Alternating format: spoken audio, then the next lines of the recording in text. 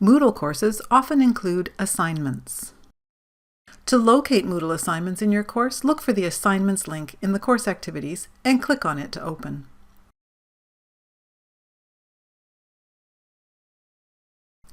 Your instructor may include a brief introduction or description and may provide files for use in the assignment. If so, click on the file name to download it to your computer and be sure to save it with a name that includes your identification.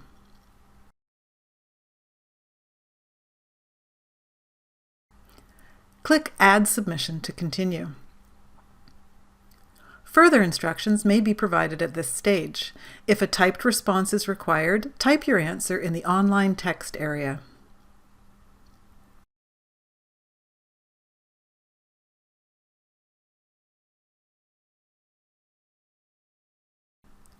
Upload files using the File Submission area. You can click the Add button and browse for your file to upload it, or simply drag the file and drop it in the indicated area.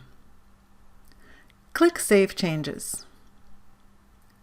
Review the submission status information. If you need to make changes, you can either edit your submission or remove it and start again. Click Submit Assignment to complete your submission.